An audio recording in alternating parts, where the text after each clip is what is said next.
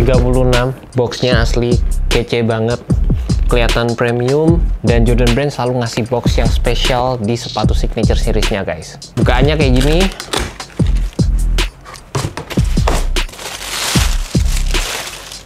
Dan ini sepatunya. Ringan banget sih asli. Hey guys, selamat datang di YouTube channel Naksir Sneakers. Kali ini tangan gue udah ada sepatu Air Jordan 36. Sepatu yang jujur aja gue udah nggak sabar untuk cobain sepatu ini di lapangan. Pas pertama kali gue keluarin dari dalam box, ini sepatu asli ringan banget. Dan ini tuh rada ngingetin gue sama Air Jordan 34 malahan daripada Air Jordan 35. Rada aneh sih sebenarnya, karena sebenarnya ini kan evolusi dari Air Jordan 35 ya. Tapi rada ngingetin gue sama Air Jordan 34. Karena kalau kalian tahu, di press release-nya Air Jordan 34 mereka itu mengedepankan keringanan dari sebuah sepatu. Air Jordan 35 lebih meningkatkan di bagian support, dan kalau ini merupakan sepatu yang digadang-gadang nih sama Jordan Brand. Ini merupakan sepatu teringan mereka yang terbaru, dan ini by the way nggak cuma berasa ringan, tapi ini kelihatan ringan juga guys.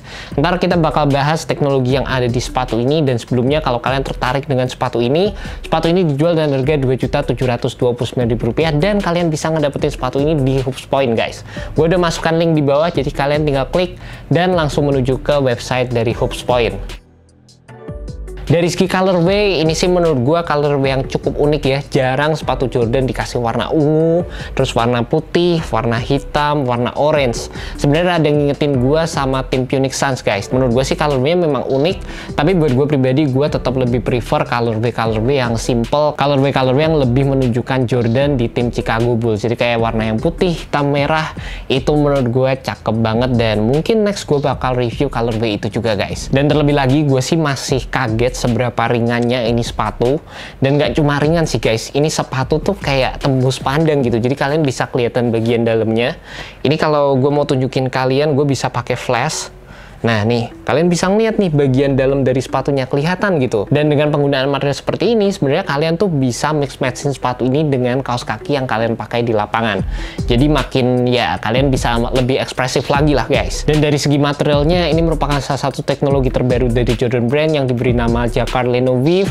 Yang ini merupakan seni rajutan yang digunakan di sepatu ini, sehingga materialnya itu bisa cukup kuat dan bisa memberikan kita containment yang cukup oke, meskipun materialnya ini bener-bener ringan guys. Selain dari menggunakan material yang ringan, sepatu ini tuh juga terinspirasi dari Air Jordan 6. Yang pertama kelihatan jelas dari desain di bagian tang. Di sini ada sleeve-nya dengan Jordan logo, dan di bagian atasnya sendiri di sini ada pull tab dan ada titik-titiknya. Titik-titiknya ini kalau dijumlah totalnya ada 36, dan ini menunjukkan Air Jordan 36 juga.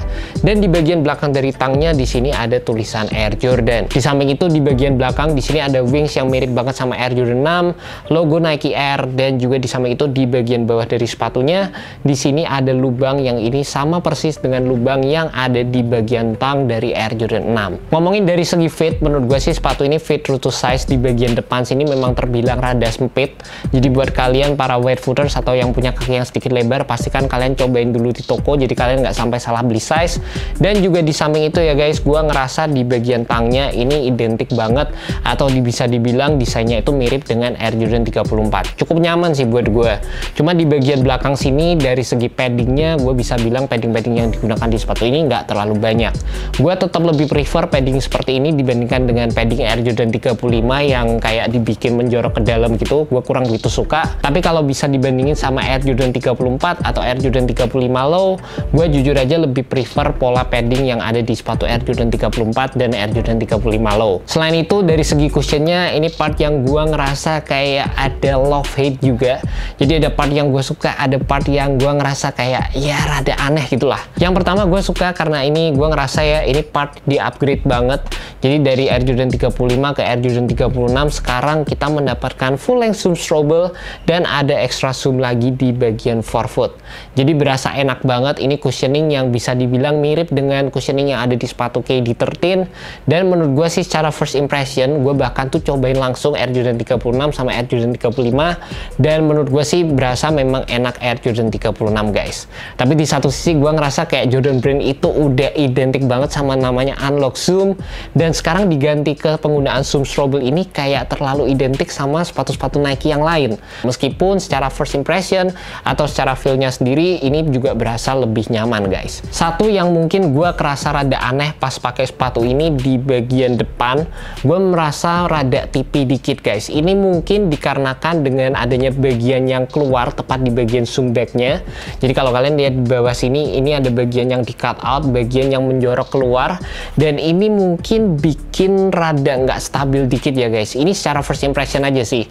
Ini part yang gue rasa gue bener-bener harus tes di lapangan sehingga gue bisa tahu gimana performance yang ada di sepatu ini lebih lanjut. Juga ditambah lagi foam yang digunakan di sepatu ini sih menurut gue enak banget, dan di bagian insole-nya ini juga insole yang sama seperti yang kalian temukan di sepatu Nike Kobe 6 dan juga KD14.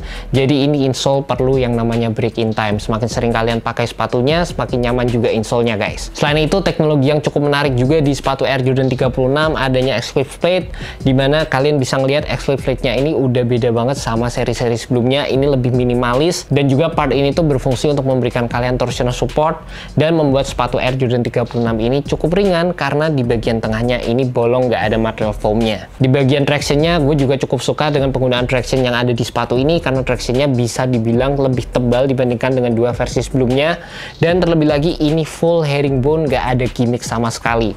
Jadi gue berharap penggunaan rubber yang ada di sepatu ini tuh bisa bekerja dengan baik, dan buat kalian yang penasaran, ini juga XDR guys. And that's about it guys, initial review untuk sepatu Air Jordan 36. Gue udah nggak sabar untuk cobain sepatu ini.